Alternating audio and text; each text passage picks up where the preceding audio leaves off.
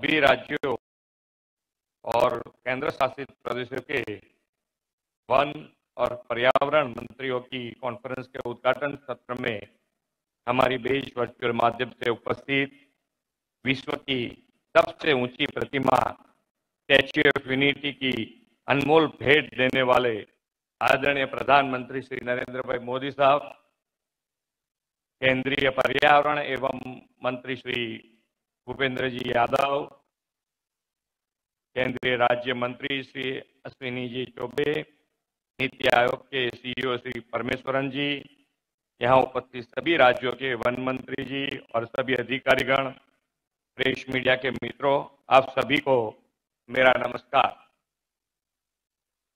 देश की एकता और अखंडता के प्रतीक statue of unity Ekta Nagar के इस परिसर में मैं आप सभी का हृदय से स्वागत और अभिनंदन करता हूं। वन संरक्षण, पर्यावरण, वन्य जीव और जलवायु परिवर्तन के विषय पर अपने राज्य के बेस्ट प्रैक्टिस को साझा करने के लिए आज के इस कार्यक्रम में देश के सभी राज्यों के वन एवं पर्यावरण मंत्रीगण एकत्रित हुए हैं। इसके लिए आप सभी को बहुत बहुत साधुवाद। हम सबका यह सौभाग्य है कि हमें ऐसे दूरदर्शी प्रधानमंत्री जी के नेतृत्व का लाभ मिल रहा है जो समय से पहले ही संभावित समस्याओं के समाधान के लिए काम में जुट जाते हैं।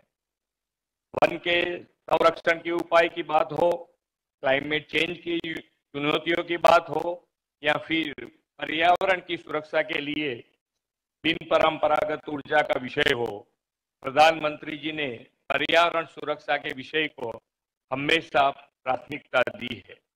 आदरणीय श्री नरेंद्र भाई मोदी जी ने गुजरात के मुख्यमंत्री के रूप में 2009 में ही देश को ही नहीं बल्कि एशिया के पहले क्लाइमेट चेंज डिपार्टमेंट की शुरुआत कर दी थी। आदरणीय श्री नरेंद्र भाई ने देश के जन को वन के साथ जोड़ने का एक नया कॉन्सेप्ट दिया है। वन और पर्यावरण के संरक्षण की दिशा में गुजरात के प्रयास भी कई वर्षों से जारी है। गुजरात सरकार का वन महोत्सव कार्यक्रम केवल एक सरकारी कार्यक्रम नहीं है, बल्कि वन संरक्षण की दिशा में गुजरात द्वारा लाई गई एक नई क्रांति है। श्री नरेंद्र भाई जब गुजरात के मुख्यमंत्री थे तब उन्होंने राज्य को इस क्रांति का उपहार दिया था। आज उनके मार्गदर्शन में गुजरात सरकार ने अलग अलग जिलों में वन महोत्सव के तहत राष्ट्रीय वन, नक्षत्र वन और ऐसे ही अनूठे कॉन्सेप्ट के साथ कई अन्य वन्यों का निर्माण किया है। वन संरक्षण को लेकर हमारे विभिन्न प्रयासों के कारण पिछले 2 दशकों में राज्य में ग्रीन कवर काफी बढ़ा है। आपको यह जानकर खुशी होगी कि 2003 में वन विस्तारों के बाहर के क्षेत्रों में 25 करोड़ पेड़ थे जो वर्ष 2021 में बढ़कर 40 करोड़ हो गए हैं। पर्यावरण सुरक्षा के साथ ग्रीन कवर बढ़ाकर क्लाइमेट चेंज की चुनौतियों का सामना करने में भी हम योगदान देंगे। ग्लोबल वार्मिंग आज विश्व की सबसे बड़ी समस्या है। तेजी से बदलते मौसम और पर्यावरण से आज पूरी दुनिया चिंतित है। इसलिए आज यह समय की मांग है कि हम सभी को उद्योग और पर्यावरण के बीच संतुलन बनाकर आगे बढ़ना होगा। वन, पर्यावरण और जलवायु परिवर्तन क्षेत्र में 2047 तक देश के क्या क्या समस्याएं आ सकती है और उन्हें हम कैसे दूर कर सकते हैं, इस विषय पर 2 दिवसीय सम्मेलन में सामूहिक चिंतन और मंथन फलदायी रहेगा, यह मेरा विश्वास है। अंत में मैं एक बार फिर आप सबका गांधी, सरदार और नरेंद्र भाई की भूमि गुजरात में स्वागत करते हुए अपनी वाणी को विराम देता हूं। धन्यवाद।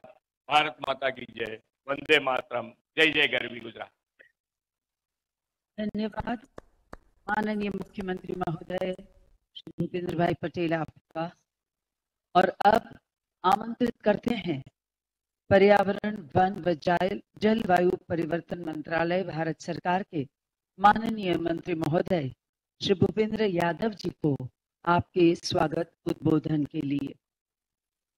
आदरणीय प्रधानमंत्री जी, सम्माननीय मुख्यमंत्री जी, यहाँ उपस्थित सभी अधिकारीगण, हम सब माननीय प्रधानमंत्री जी आपका आभार करते हैं कि 2 दिवसीय इस पर्यावरण मंत्रियों के सम्मेलन को आज आपके मार्गदर्शन में हम लोग सुनने वाले हैं।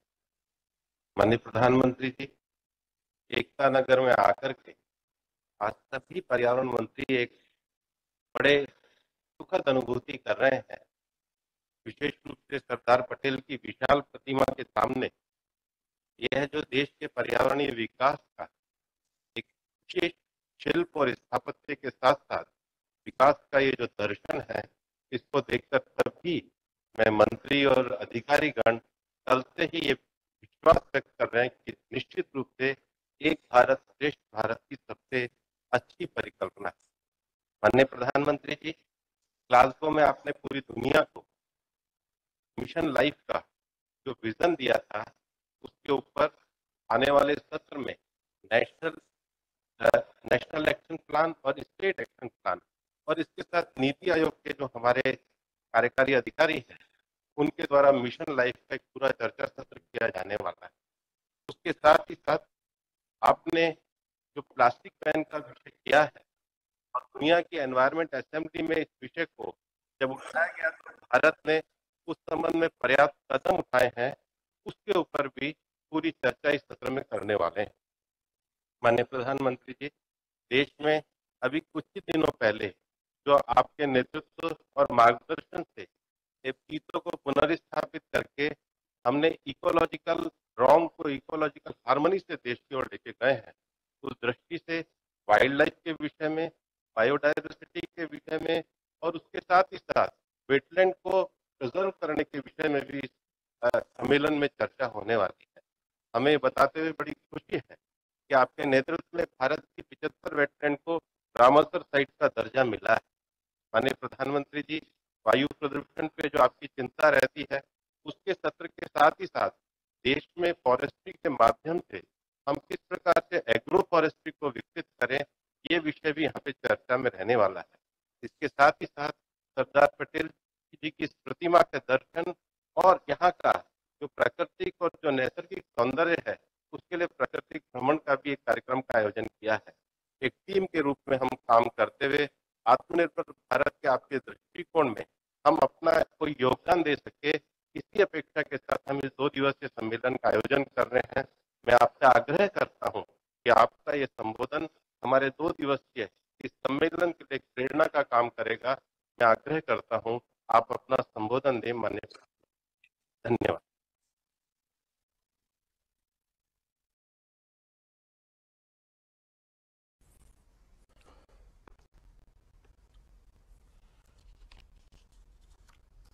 गुजरात के लोकप्रिय मुख्यमंत्री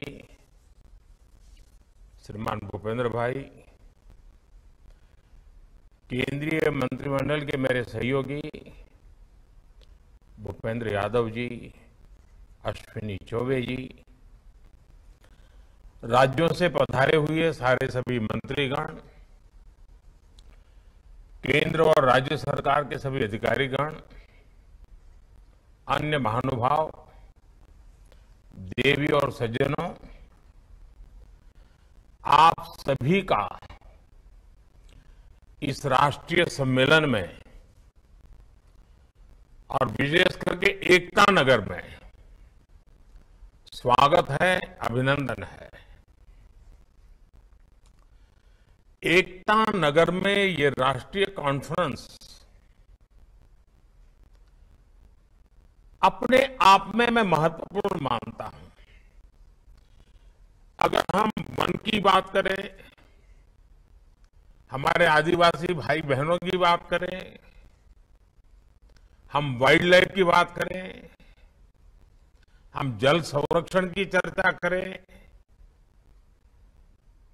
हम टूरिज्म की बात करें, हम प्रकृति और पर्यावरण और विकास, एक प्रकार से एकता नगर, उसका जो होलिस्टिक डेवलपमेंट हुआ है, वो अपने आप में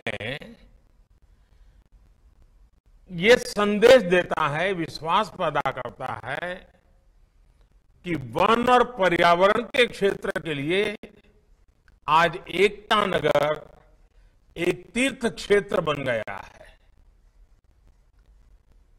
आप भी इसी क्षेत्र से जुड़े हुए मंत्री और अधिकारी आए हैं। मैं चाहूंगा कि एकता नगर में जितना भी समय आप बिताएं, उन बारीकियों को जरूर ऑब्जर्व करें कि जिसमें पर्यावरण के प्रति, हमारे आदिवासी समाज के प्रति, हमारे वाइल्ड लाइफ के प्रति कितनी संवेदनशीलता के साथ कार्य रचना की गई है, निर्माण कार्य हुआ है और भविष्य में देश के ही अनेक कोने में वन पर्यावरण की रक्षा करते हुए विकास की राह पर तेज गति से आगे बढ़ सकते हैं। इसका बहुत कुछ देखने समझने को यहां मिलेगा। साथियों, हम एक ऐसे समय मिल रहे हैं जब भारत अगले 25 वर्षों के अमृत काल के लिए नए लक्ष्य तय कर रहा है। मुझे विश्वास है आपके प्रयासों से पर्यावरण की रक्षा में भी मदद मिलेगी और भारत का विकास भी उतनी ही तेज गति से होगा। साथियों, आज का नया भारत नई सोच, नए अप्रोच के साथ आगे बढ़ रहा है। आज भारत तेजी से विकसित होती इकोनॉमी भी है और निरंतर अपनी इकोलॉजी को भी मजबूत कर रहा है। हमारे फॉरेस्ट कवर में वृद्धि हुई है और वेटलैंड्स का दायरा भी तेजी से बढ़ रहा है। हमने दुनिया को दिखाया है कि रिन्यूएबल एनर्जी के मामले में हमारी स्पीड और हमारा स्केल शायद ही कोई उसको मैच कर सकता है। इंटरनेशनल सोलर अलायंस हो, कोalition फॉर डिजास्टर रेजिलिएंट इंफ्रास्ट्रक्चर हो या फिर लाइफ मूवमेंट, बड़ी चुनौतियों से निपटने के लिए भारत आज दुनिया को नेतृत्व दे रहा है। अपने कमिटमेंट को पूरा करने के हमारे ट्रैक रिकॉर्ड के कारण ही दुनिया आज भारत के साथ जुड़ भी रही है। बीते वर्षों में लायंस, शेरों, बाघों, हाथियों, एक सींग के गैंडों और तेंदुओं की संख्या में वृद्धि हुई है। जैसे अभी भूपेंद्र भाई बता रहे थे, कुछ दिन पहले मध्य प्रदेश में चीता की घर वापसी से एक नया उत्साह लौटा है। हर भारतवासी के रगों में, संस्कारों में जीव मात्र के प्रति दया और प्रकृति प्रेम के संस्कार कैसे हैं, वो चीता के स्वागत में देश जिस प्रकार से झूम उठा था, हिंदुस्तान के हर कोने में ऐसा लग रहा था जैसे उनके अपने घर में कोई प्रिय मेहमान आए हैं। ये हमारे देश की एक ताकत है। प्रकृति के साथ संतुलन साधने का जो एक प्रयास है, उसे हम निरंतर जारी रखें। आने वाली पीढ़ियों को भी संस्कारित करते रहे। इसी संकल्प के साथ भारत ने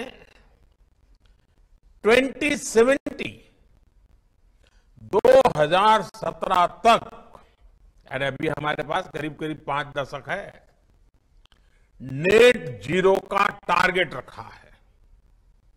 अब देश का फोकस ग्रीन ग्रोथ पर है, और जब ग्रीन ग्रोथ की बात करते हैं तो ग्रीन जॉब के लिए भी बहुत अवसर पैदा होते हैं। और इन सभी लक्ष्यों की प्राप्ति के लिए हर राज्य के पर्यावरण मंत्रालय की भूमिका बहुत बड़ी है। साथियों, पर्यावरण मंत्रालय चाहे जिस किसी राज्य में हो या केंद्र में, उनके दायित्वों का विस्तार बहुत बड़ा है। इसे संकुचित दायरे में नहीं देखा जाना चाहिए। दुर्भाग्य से समय के साथ हमारी व्यवस्था में एक सोच ये हावी होती चली गई कि पर्यावरण मंत्रालय की भूमिका रेगुलेटर के तौर पर ज्यादा है। लेकिन मैं समझता हूं पर्यावरण मंत्रालय का काम रेगुलेटर से भी ज्यादा पर्यावरण को प्रोत्साहित करने का है। हर वो काम जिससे पर्यावरण की रक्षा हो रही हो, उसमें आपके मंत्रालय का रोल बहुत बड़ा है।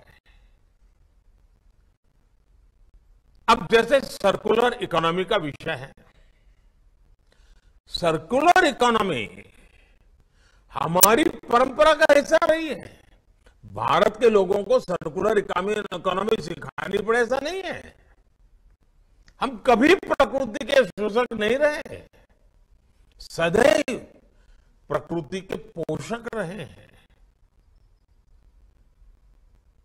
हम जब छोटे थे तब हमको बताया जाता था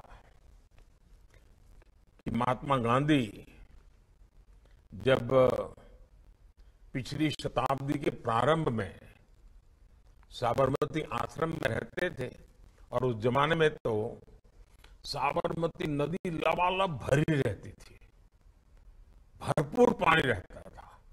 उसके बावजूद भी अगर किसी को गांधी जी ने देख लिया कि पानी को बर्बाद कर रहा है, तो गांधी जी उसे टोके बिना रहते नहीं थे।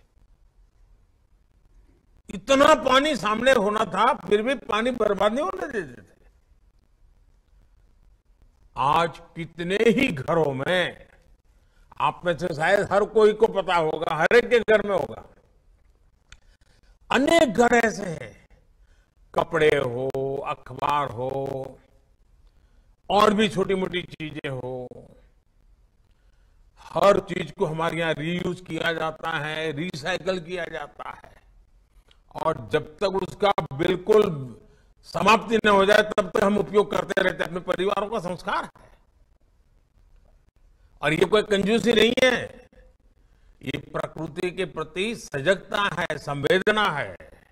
ये कोई कंजूसी के कारण लोग एक ही चीज 10 बार उपयोग करते, ऐसा नहीं है। ये सभी हमारे जो पर्यावरण मंत्री आज आए हैं, मैं उनको आग्रह करूंगा कि आप भी अपने राज्यों में सर्कुलर इकोनॉमी को ज्यादा से ज्यादा बढ़ावा दें। अगर स्कूल में भी बच्चों को कहा जाए कि भाई आप अपने घर में सर्कुलर इकोनॉमी की दृष्टि से क्या हो रहा है जरा ढूंढ के ले आओ, हर बच्चा ढूंढ के ले आएगा, कॉन्शियसनेस आएगा कि इसको सर्कुलर इकोनॉमी कहते हैं। और इससे सॉलिड वेस्ट मैनेजमेंट और सिंगल यूज प्लास्टिक से मुक्ति के हमारे अभियान को भी ताकत मिलेगी। इसके लिए हमें पंचायतों, स्थानीय निकायों, स्वयं सहायता समूहों, वहां से लेकर एमएसएमई तक को हर किसी को प्रोत्साहित करना चाहिए, उनको दिशा देनी चाहिए, उनको गाइडलाइन देनी चाहिए। साथियों, सर्कुलर इकोनॉमी को गति देने के लिए ही अब पिछले साल हमारी सरकार ने, अपनी भारत सरकार ने व्हीकल स्क्रैपिंग पॉलिसी भी लागू की है।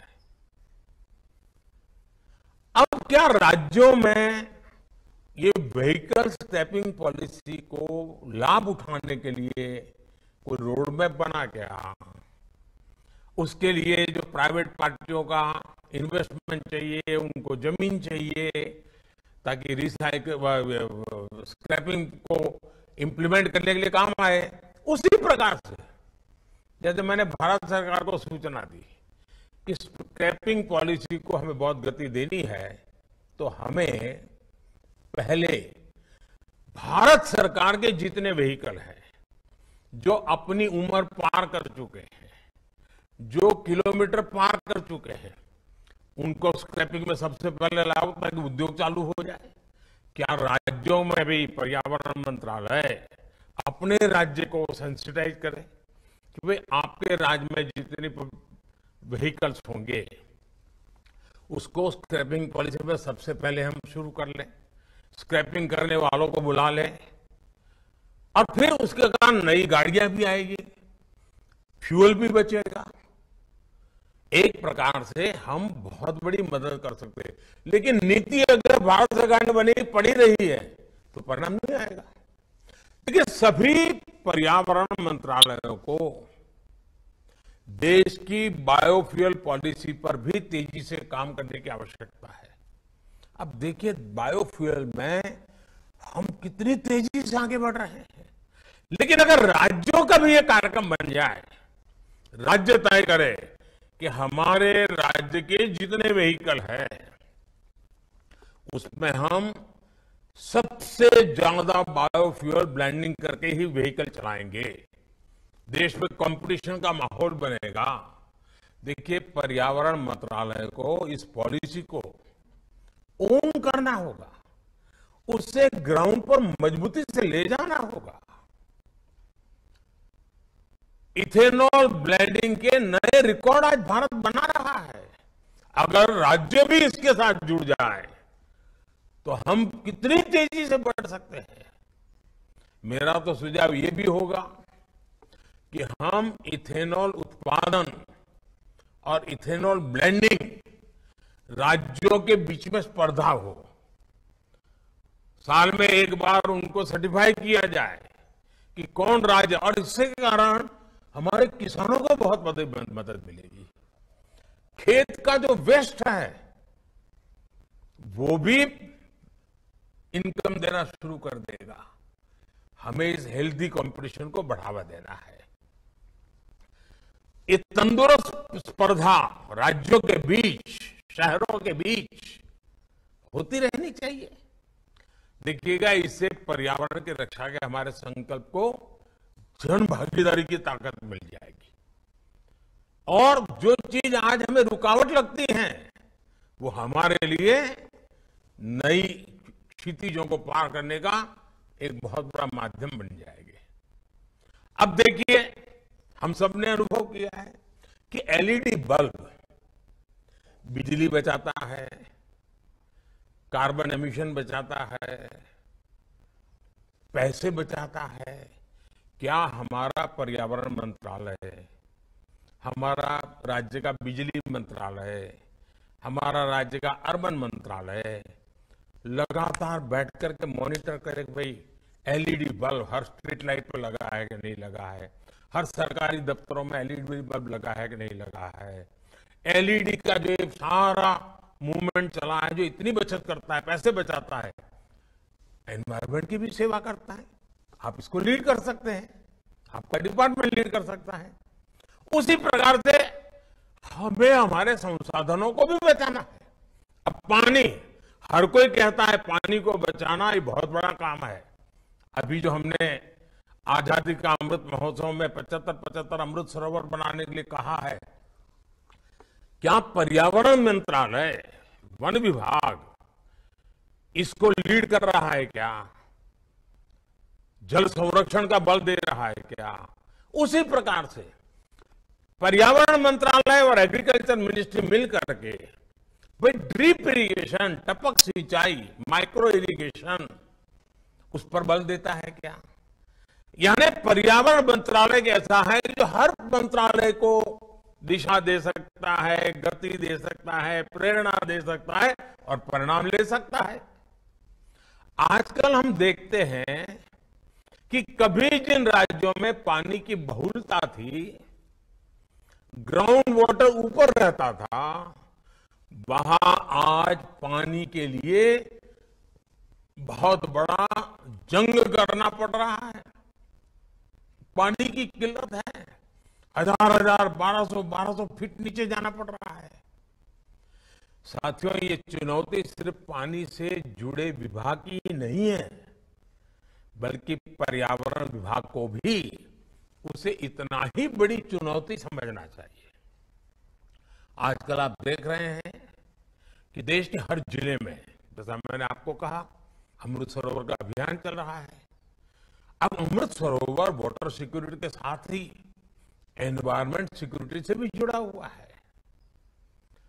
उसी प्रकार से इन दिनों आपने देखा होगा हमारे किसानों में केमिकल फ्री खेती, नेचुरल फार्मिंग। अब यूं तो लगता है वो एग्रीकल्चर डिपार्टमेंट का है, लेकिन अगर हमारा पर्यावरण मंत्रालय जुड़ जाए तो उसको एक नई ताकत मिल जाएगी। प्राकृतिक खेती, ये भी पर्यावरण की रक्षा का काम करता है। ये हमारी धरती माता की रक्षा करना, ये भी एक बहुत बड़ा काम है। इसलिए ही मैं कहता हूं कि बदलते हुए इस समय में पर्यावरण मंत्रालय द्वारा पार्टिसिपेटिव और इंटीग्रेटेड अप्रोच लेकर काम करना बहुत आवश्यक है। जब पर्यावरण मंत्रालय की दृष्टि बदलेगी, लक्ष्य तय होंगे, राह निर्धारित हो जाएगी, मुझे पूरा विश्वास है साथियों, प्रकृति का भी उतना ही भला होगा। साथियों, पर्यावरण की रक्षा का एक और पक्ष जन जागरूकता, जन भागीदारी, जन समर्थन, ये बहुत आवश्यक है। लेकिन ये भी सिर्फ सूचना विभाग या शिक्षा विभाग का काम नहीं है। जैसे आप सभी को भली भांति पता है कि देश में जो हमारी नई राष्ट्रीय शिक्षा नीति, अब सचमुच वो आपके लिए भी उपयोगी है, आपके डिपार्टमेंट के लिए, उसमें एक विषय है एक्सपीरियंस बेस्ड लर्निंग पर, उस पर जोर दिया गया है। अब ये एक्सपीरियंस बेस्ड लर्निंग, क्या पर्यावरण मंत्रालय ने शिक्षा विभाग के साथ बात की क्या कि भाई आप स्कूल में बच्चों को पेड़ पौधों के विषय में जरा पढ़ाना है तो उनको जरा बगीचे में ले जाइए, गांव के बाहर जो पेड़ पौधे हैं वहां ले जाइए, पेड़ पौधों का परिचय करवाइए। अब ये शिक्षा मंत्रालय और पर्यावरण मंत्रालय मिलकर के काम करें तो उन बच्चों में पर्यावरण के प्रति स्वाभाविक एक जागरूकता आएगी और इससे बच्चों में जीव विविधता के प्रति जागरूकता आएगी और पर्यावरण की रक्षा के लिए उनके दिल दिमाग में वो ऐसे बीज बो सकते हैं जो आने वाले समय में पर्यावरण की रक्षा के एक बहुत बड़े सिपाही बन जाएंगे। इसी तरह अब जैसे जो बच्चे हमारे समुद्री तट पे हैं या नदी के तट पे हैं, वहां बच्चों को ये पानी का महत्व, समुद्र की इकोसिस्टम क्या होती है, नदी की इकोसिस्टम क्या होती है, वहां ले जाकर उनको सिखाया जाए, मछली का क्या महत्व होता है, मछली भी किस प्रकार से पर्यावरण की रक्षा में मदद कर रही है, सारी बातें उन बच्चों को लेकर के समझाएंगे। काम तो शिक्षा विभाग का होगा, लेकिन पर्यावरण के विभाग के लोग तो आप देखिए पूरी नई पीढ़ी तैयार हो जाएगी। हमने अपने बच्चों को, आने वाली पीढ़ियों को पर्यावरण के प्रति जागरूक भी करना है, संवेदनशील भी करना है। राज्यों के पर्यावरण मंत्रालय को इससे जुड़े अभियान शुरू करने चाहिए, योजनाएं बनानी होगी। अब जैसे किसी स्कूल में फल का कोई पेड़ है तो बच्चे उसकी जीवनी लिख सकते हैं, पेड़ की जीवनी लिखें। किसी औषधीय पौधे के गुणों के बारे में भी बच्चों को निबंध लिखवाया जा सकता है, वक्तृत्व स्पर्धा की जा सकती है। हमारे राज्यों की यूनिवर्सिटीज और लेबोरेटरीज को भी जय अनुसंधान इस मंत्र पर चलते हुए पर्यावरण रक्षा से जुड़े इनोवेशंस को सर्वोच्च प्राथमिकता देनी होगी। पर्यावरण की रक्षा में हमें टेक्नोलॉजी का इस्तेमाल भी ज्यादा से ज्यादा बढ़ाना चाहिए। जैसे जो वनस्थान है, जंगल है, उनमें जंगलों की स्थिति का निरंतर अध्ययन बहुत जरूरी है। हम स्पेस टेक्नोलॉजी से हम लगातार अपने जंगलों का मॉनिटरिंग कर सकते हैं, बदलाव आए तो तुरंत मार्क कर सकते हैं, सुधार कर सकते हैं। साथियों, पर्यावरण से जुड़ा एक और अहम विषय है फॉरेस्ट फायर का भी। जंगलों में आग बढ़ रही है और भारत जैसे देश के लिए अगर एक बार आग फैल गई तो हमारे पास उतने संसाधन भी कहां है कि हम आधुनिक टेक्नोलॉजी से आग को बुझा पाएंगे। दुनिया के समृद्ध देशों को आपने देखा होगा टीवी पे, चाहे पश्चिमी अमेरिका हो, कनाडा हो, ऑस्ट्रेलिया हो, पिछले दिनों यहां जो फॉरेस्ट फायर हुआ, जो जंगलों में आग लगी, कितनी तबाही हुई, वन्य पशुओं की बेबसी, इवन जनजीवन को भी प्रभावित कर दिया। उसकी एशिस के कारण मीलों तक लोगों का जीना मुश्किल हो गया। वाइल्ड फायर की वजह से ग्लोबल एमिशन में भारत की हिस्सेदारी बहुत कम है जी, नगण्य है। लेकिन फिर भी हमें अभी से जागरूक होना होगा, अभी से हमारी योजना होनी चाहिए। हर राज्य में फॉरेस्ट फायर फाइटिंग मैकेनिज्म मजबूत हो, वो टेक्नोलॉजी ड्रिवन हो, ये बहुत जरूरी है। उसी प्रकार से हम सबको मालूम है आखिरकार आग लगने का कारण क्या होता है। जो सूखे पत्ते जंगलों में पड़ते हैं उनका ढेर होता है और एक छोटी सी गलती देखते ही देखते पूरे जंगल को आग पकड़ लेती है। लेकिन अब इस जंगलों में जो वेस्ट पड़ता है ना, पत्तियां पड़ती हैं, पानखर के अंदर जब सारा जंगल जमीन पर सब पत्तियां नजर आती है, आजकल उसका भी सर्कुलर इकोनॉमी में उपयोग होता है। आजकल उसमें से खाद भी बनता है, आजकल उसमें से कोयला बनाया जाता है। मशीन होते हैं, छोटे छोटे मशीन लगा करके उसमें से कोयला बनाया जा सकता है। वो कोयला और कारखानों में काम आ सकता है। मतलब हमारा जंगल भी बच सकता है और हमारी ऊर्जा भी बच सकती है। कहने का मेरा तात्पर्य है कि हमें इसमें भी फॉरेस्ट फायर के लिए हमारी जागरूकता, वहां के लोगों को और उनकी इनकम का भी साथ, जंगल में रहते हैं जैसे हमारा वन धन पर बड़ा बल है, उसी प्रकार से इसको भी एक धन मान करके हैंडल किया जाए तो हम जंगलों की आग को बचा सकते हैं। हमारे फॉरेस्ट गार्ड को भी अब नए सिरे से ट्रेनिंग देने की बहुत जरूरत है जी। ह्यूमन रिसोर्स डेवलपमेंट के नए पहलुओं को जोड़ने की आवश्यकता है। पुराने जमाने के जो बिडगार्ड होते हैं उतने से बात बनने वाली नहीं है। साथियों, मैं आप सभी से एक और महत्वपूर्ण बिंदु की भी चर्चा करना चाहता हूं।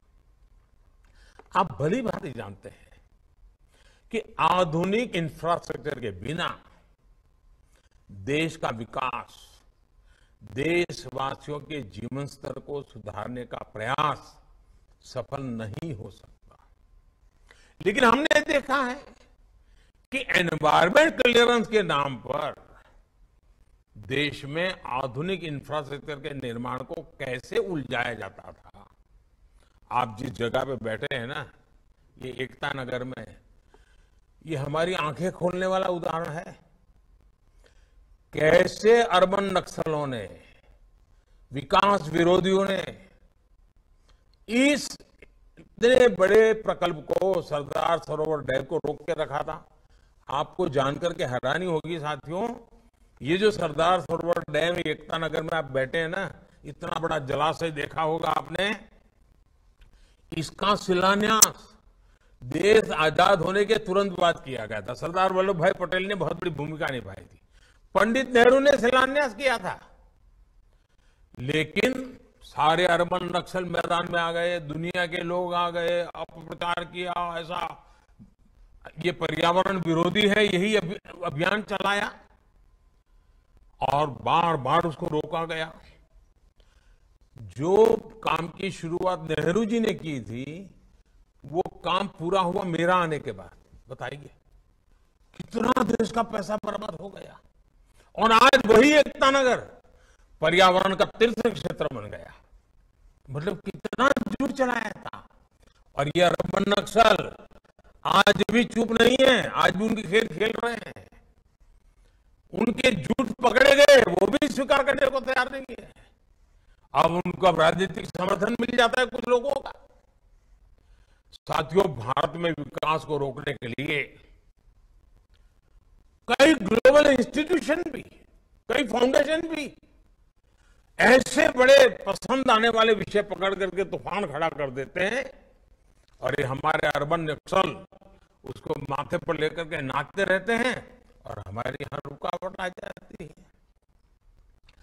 पर्यावरण की रक्षा के संबंध में कोई कॉम्प्रोमाइज न करते हुए भी संतुलित रूप से विचार करके हमें ऐसे लोगों की साजिशों को, जो वर्ल्ड बैंक तक को प्रभावित कर देते हैं, बड़े बड़े जुडिशरी को प्रभावित कर देते हैं, इतना अपप्रचार कर देते हैं, चीजें अटक जाती है। मैं चाहता हूं कि हमें इन सारे विषयों में एक बड़ा होलिस्टिक अप्रोच अपनाकर आगे बढ़ना चाहिए। साथियों,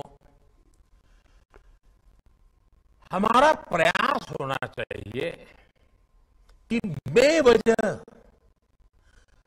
पर्यावरण का नाम लेकर ईज ऑफ लिविंग और ईज ऑफ डूइंग बिजनेस के रास्ते में कोई बाधा ना खड़ी करे। कैसे बाधा बनती है मैं उदाहरण देता हूं। मैं गुजरात में पानी का संकट हमेशा रहता है। 10 साल में 7 साल अकाल के दिन रहते थे, तो हमने चेक डैम का बड़ा अभियान चलाया। हम चाहते थे फॉरेस्ट में भी पानी का प्रबंध हो, तो हम फॉरेस्ट में पर्वत की जो ढलान होती है उस पर छोटे छोटे यानी डाइनिंग टेबल जितने छोटे छोटे तालाब बनाना, बहुत छोटे तालाब, 10 फुट लंबे हो, 3 फुट चौड़े हो, 2 फुट गहरे हो, और उसके पूरे लेयर बनाते जाना, ऐसे हमने सोचा। आप हैरान होंगे, एनवायरमेंट फॉरेस्ट मिनिस्ट्री ने मना कर दिया। अरे मैंने कहा भाई ये पानी होगा तभी तो तुम्हारा फॉरेस्ट बचेगा। आखिर मैंने उनको कहा अच्छा मैं फॉरेस्ट विभाग को पैसे देता हूं, आप चेक डैम बनाइए, पानी बचाइए और जंगलों को ताकत दीजिए। तब जाकर के बड़ी मुश्किल से मैं वो काम कर पाया था। मतलब हम एनवायरमेंट के नाम पर फॉरेस्ट में भी अगर पानी का प्रबंध नहीं करेंगे तो काम कैसे चलेगा।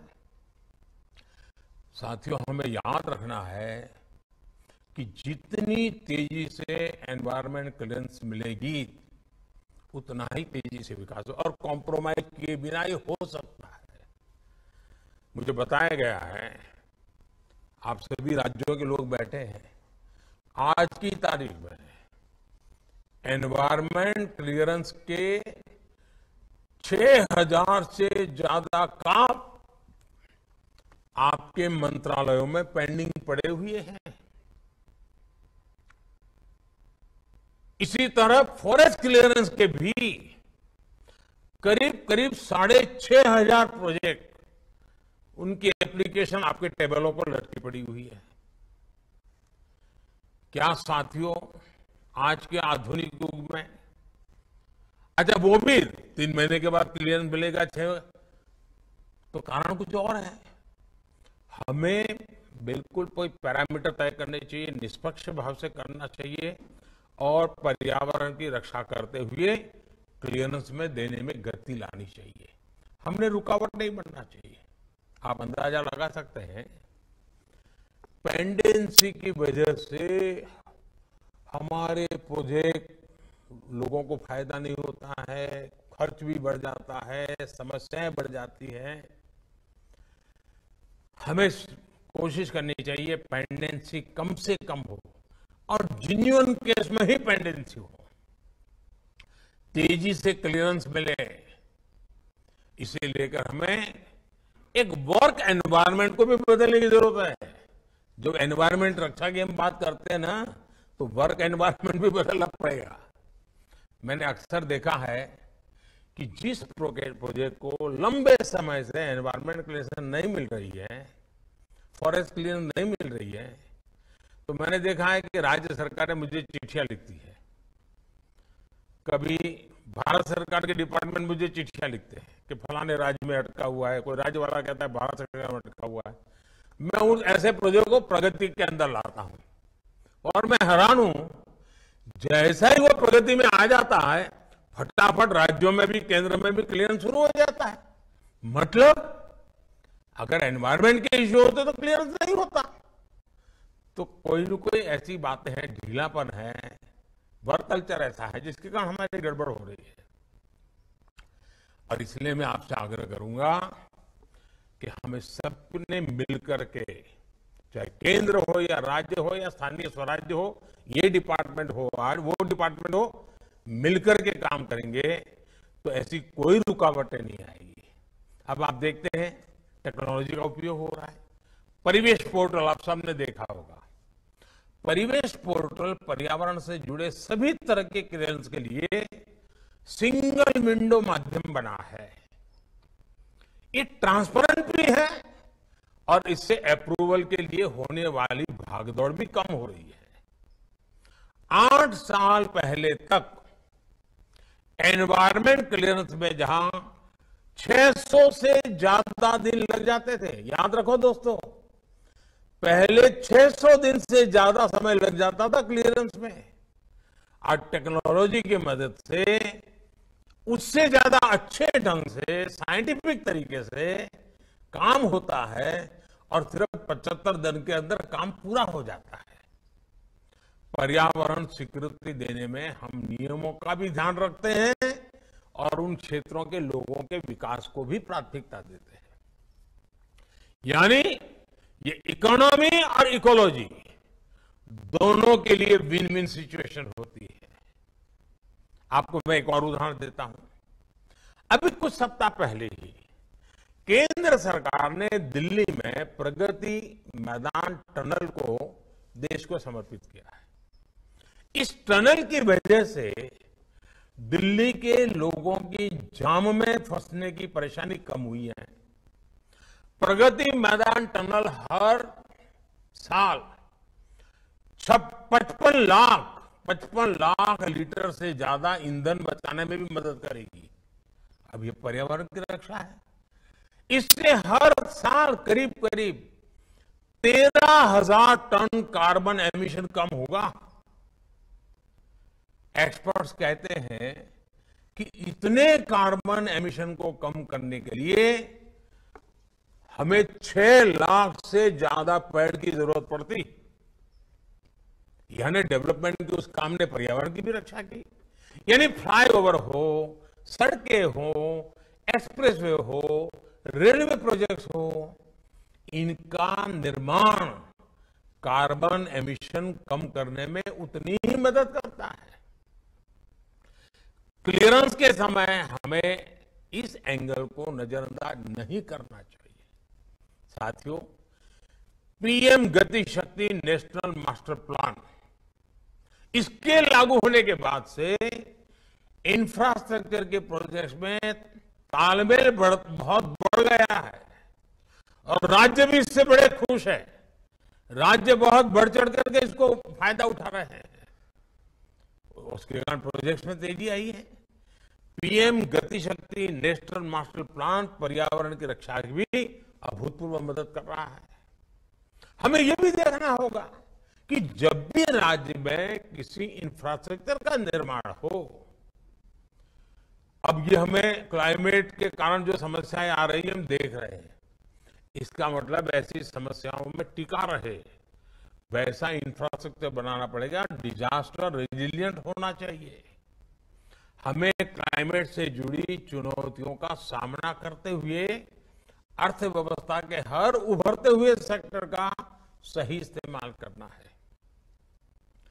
केंद्र और राज्य सरकार दोनों को मिलकर ग्रीन इंडस्ट्रियल इकोनॉमी की तरफ बढ़ना है।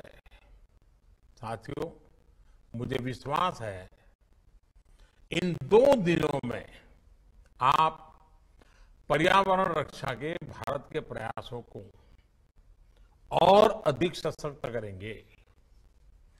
पर्यावरण मंत्रालय सिर्फ रेगुलेटरी ही नहीं बल्कि लोगों के आर्थिक सशक्तिकरण और रोजगार के नए साधन बनाने का भी बहुत बड़ा माध्यम है। एकता नगर में आपको सीखने के लिए, देखने के लिए बहुत कुछ मिलेगा। गुजरात के करोड़ों लोगों का, राजस्थान के करोड़ों लोगों को, महाराष्ट्र के करोड़ों लोगों को, मध्य प्रदेश के लोगों को बिजली के कारण एक सरदार सरोवर डैम ने 4 राज्यों के जीवन को प्रभावित किया है, सकारात्मक प्रभाव पैदा किया। राजस्थान के रेगिस्तान तक पानी पहुंचा है, कच्छ के रेगिस्तान तक पानी पहुंचा है और बिजली पैदा होती है। मध्य प्रदेश को क्लीन बिजली मिल रही है। सरदार साहब की इतनी विशाल प्रतिमा हमें एकता के प्रण पर डटे रहने की भी प्रेरणा देती है। इकोलॉजी और इकोनॉमी कैसे एक साथ विकास कर सकते हैं, कैसे एनवायरनमेंट भी मजबूत किया जा सकता है, एम्प्लॉयमेंट के नए अवसर भी बनाए जा सकते हैं, कैसे बायोडायवर्सिटी, इको टूरिज्म बढ़ाने का इतना बड़ा माध्यम बन सकती है, कैसे हमारी वन संपदा, हमारी आदिवासी भाई बहनों की संपदा में वृद्धि करती है।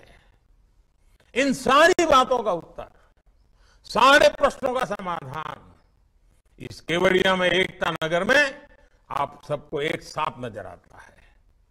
एकता नगर डिक्लेरेशन आजादी के अमृतकाल के लिए बेहतर समाधान लेकर आएगा, ये मेरा पूरा विश्वास है। और साथियों, मैं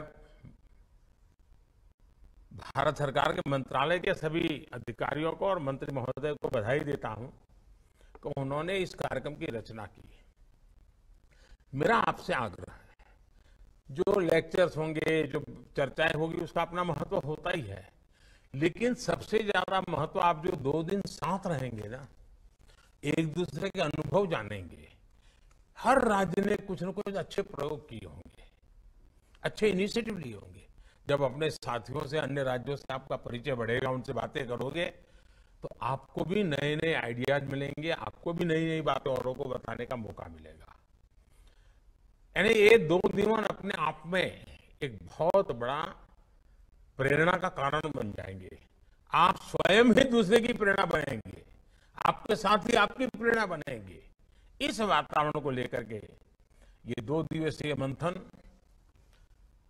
देश के विकास के लिए, पर्यावरण की रक्षा के लिए और आने वाली पीढ़ी को पर्यावरण के प्रति संवेदनशील बनाने के लिए सही दिशा लेकर के, सही संकल्प लेकर के, एक निश्चित रोड मैप लेकर के हम सब चलेंगे। इसी अपेक्षा के साथ आप सबको बहुत बहुत शुभकामनाएं, बहुत बहुत धन्यवाद।